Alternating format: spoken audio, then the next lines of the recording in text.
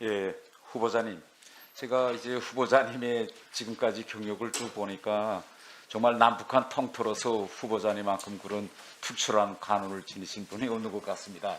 정말 외교관으로부터 정치인 또 국가안보실장 이제 외교부 장관까지 가면 그 누구도 한 번도 없었던 그런 이제 경력을 지닌 것 같은데, 그렇기 때문에 저는 오늘 후보자님에 대한 이제 청문회가 아주 중요한 그런 청문회다 이렇게 생각하고, 후보자님께서 앞으로 우리 대한민국을 위해서 하실 수 있는 일이 누구보다도 특출한 이런 이제 경륜과 이런 거의 가장 중요한 역할을 할 수 있다.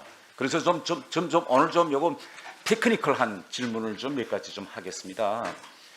저는 이제 방금 후보자님께서 그 5분 연설하실 때 남북한 유엔 동시가입 30주년 이 말씀을 이제 하시는 거 보고 좀 약간 의아했습니다.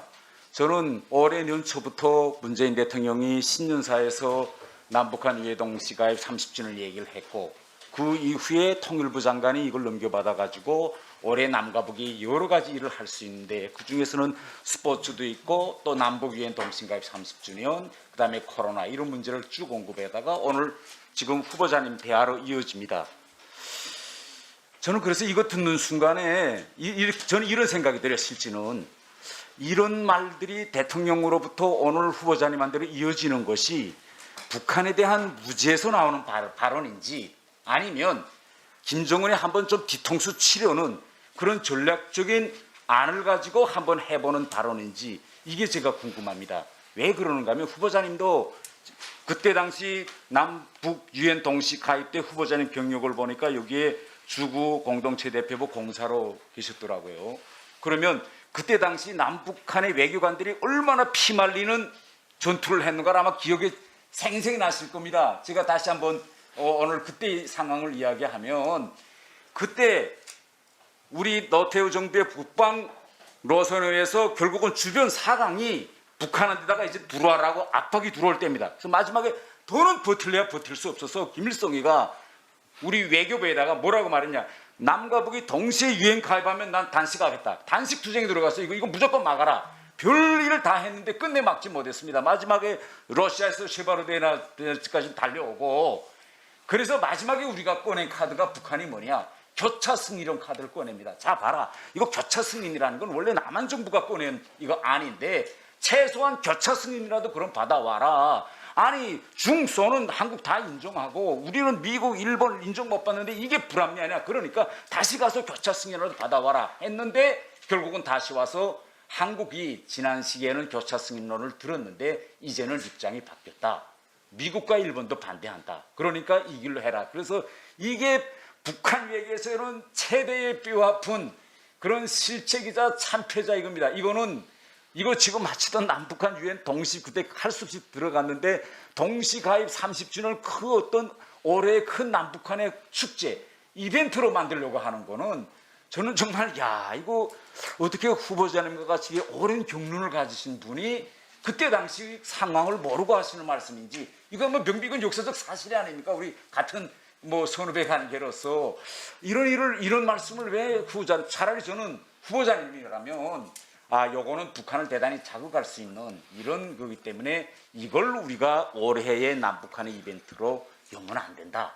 이렇게 하시는 것이 지금 후보자님께서 계시는 또 지난 시기의 경륜, 위치에서 하실 역할이 아닌가. 저는 이렇게 생각하는데 한 말씀 좀 해주세요. 글쎄요, 저 의원님의 시각도 저희가 잘 검토는 해보겠습니다. 그러나 이제 남북 유엔 동시 가입은 우리 정부 입장에서 보면 굉장히 의미가 있는 겁니다. 북한을 드디어 국제사회로 끌어낸 그러한 계기였고, 북한이 유엔에 가입함으로써 북한 내부에서도 의원님도 잘 아시겠습니다만 여러 가지 그 국제사회의 동향을 체감할 수 있는 그런 계기가 되지 않았을까 생각합니다. 근데 제가 이야기하는 거는 우리의 견해가 아니라 우리가 지금 정부가 이거 남북한의 올해에 중요하게 해야 할 공동 이벤트로 가져가려고 하지 않습니까? 그러면 적어도 남북한의 그 어떤 그러한 현상에 대한 공동의 인식이라든가, 이게 정말 남북한의 공동으로 축제로서 기념할 이벤트가 된 이슈를 저는 가져와야 전문성이 보이는데 방금 후보자님 말씀대로 한다면 이거는 결국은 우리 외교의 큰 승리고 또 결국은 이 과정을 통해서 북한을 국제 공동체에 끌어들인 거는 우리 큰 승리다 해서 북한 앞에서 우리 체제의 우월성 이런 걸 보이면서 오히려 저는 이벤트로 만드는 것이 아니라 북한을 더 자극할 수 있는 건데 우리가 자체로 기념하는 건 이건 좋습니다. 그런데 이걸 남북대의 공동 축제 이벤트로 끌고 가겠다. 저는 야 이거는 정말 정무적 판단이 없고 이건 정말 역사를 모르는 무지에서 나온 본질을 잘못 짚어도 너무 잘못 짚은 거 아니냐. 그래서 저는 우리 견해를 이야기하는 것이 아니라 후보자님께서 과연 이걸 우리 남과 북의 공동 이벤트로 끌고 갈 사항이냐 아니냐 이거 좀 정무적으로 좀 잘 판단해달라 이겁니다. 우리 이야기를 하자는 게 아니고. 잘 알겠습니다. 예. 네, 의원님 말씀 잘 알겠습니다. 예, 다른 잘 하나 지금 지금 뭐 시간 넘어가서 했는데 요 싱가포르 지금 합의문입니다. 제가 그저 크게 담론적으로 질문을 드리겠습니다. 지금 문재인 대통령님이 신년 기자회견 그다음에 어제 바이든과의 대화 보면 쉽게 이야기하면 우리와 트럼프가 같이 이미 도랑을 팠으니 바이든이 좀 우리 도랑으로 같이 와달라 이거고 바이든 쪽에서 보면 아니 우리 새로 판 짤 거야 우리 도랑 팔래 뭐 이래서 서로 도랑이 다른 것 같아요. 그러면 앞으로 후보자님께서 장관이 되시면 바이든을 우리 도랑으로 끌어오시겠습니까? 아니면 우리가 바이든 도랑으로 가겠습니까? 그 한미 간에 긴밀한 그 조율을 해야 될 것 같습니다. 네. 그간의 그 상황을 다 공유를 하고 정확한 판단을 서로 평가를 하고 앞으로 나갈 방향에 대한 의견을 조율하고 그런 과정이 있어야 될 것 같습니다. 예, 감사합니다.